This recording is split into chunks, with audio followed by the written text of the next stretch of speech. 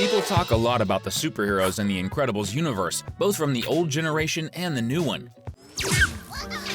But did you know that this world is also full of extremely dangerous villains? The main villain of the first movie isn't just a bad guy, he's one of the most twisted antagonists in Disney animation. He didn't have any superpowers, but he was extremely intelligent and knew how to build super technological weapons. His greatest and most evil invention was the Omnidroid, a robot capable of learning from battles and becoming stronger every time. Syndrome used this robot for Project Kronos, where he lured superheroes to an island to fight the Omnidroid, only to be eliminated, while the robot kept learning from each fight, becoming more and more powerful.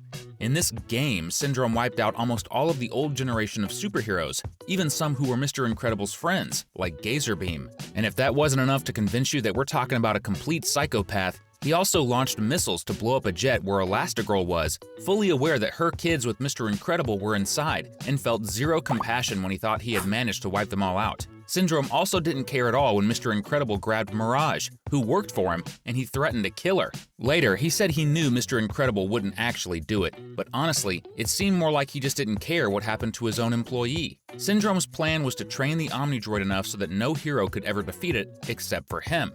That way, he could unleash the Omnidroid on the population and then show up himself to save the day and become the greatest superhero in the world. The craziest part of all this is that Syndrome only became a villain because Mr. Incredible refused to let him be his sidekick when he was a child. But let's be honest, if that alone was enough to make him snap, it's because he was never truly good in the first place.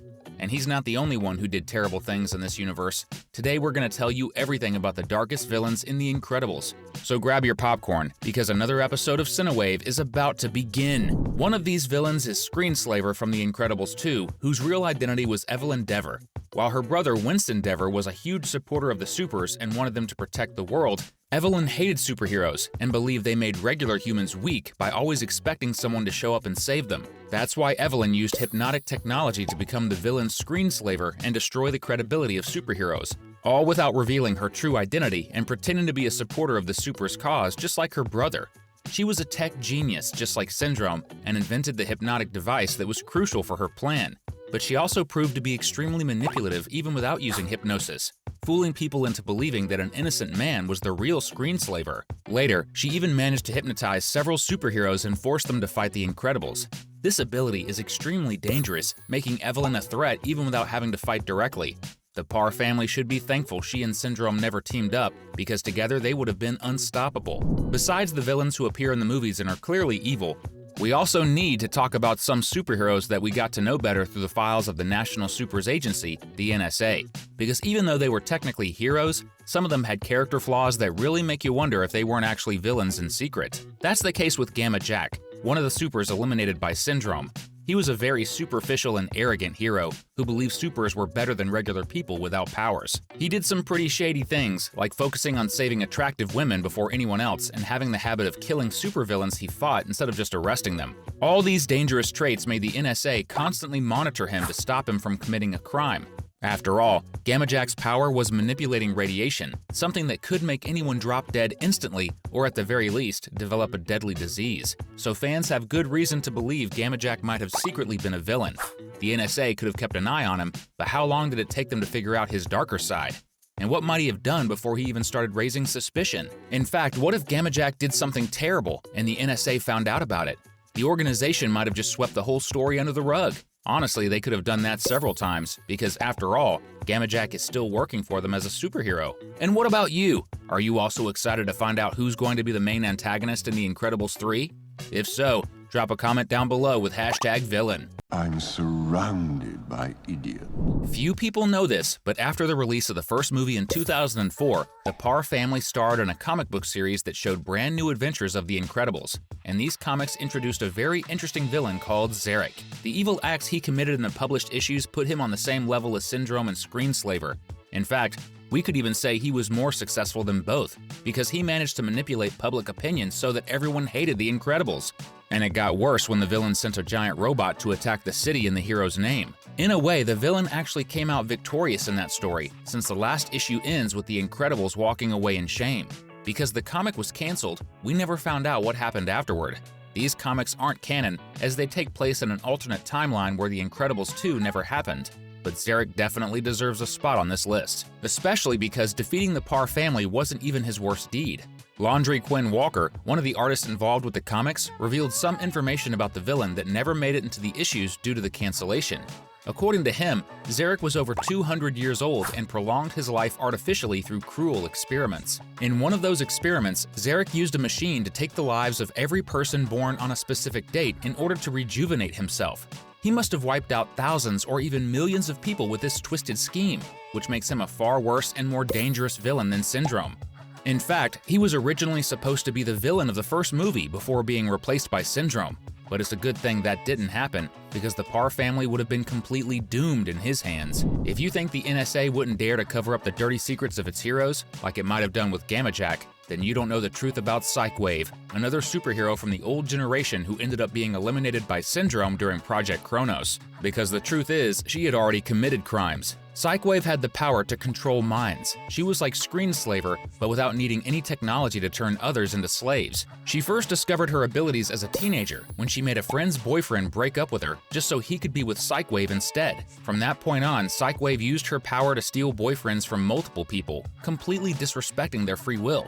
That's literally a crime. But she casually admitted to doing it in her interview with the NSA without even realizing the seriousness of what she was confessing. And the NSA itself apparently did nothing about it, since Psychwave continued to work as a superhero even after admitting to a crime in a recorded conversation. If she wasn't ashamed to openly say that, just imagine what she could have done behind the scenes. The so-called hero might have used her powers to force people to give her money, or all sorts of things. All of this is making us realize that maybe the National Supers Agency itself could be considered one of the villains in The Incredibles.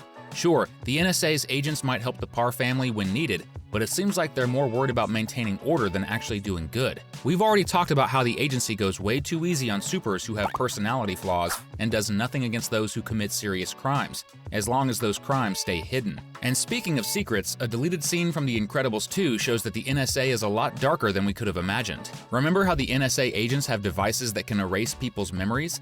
They use those on civilians who discover a superhero's secret identity or see things they were never supposed to see. One person who went through that was Jack's babysitter, who happened to be there when the baby started showing his powers. In the deleted scene, Bob and Helen go visit the babysitter and realize she's not doing well at all.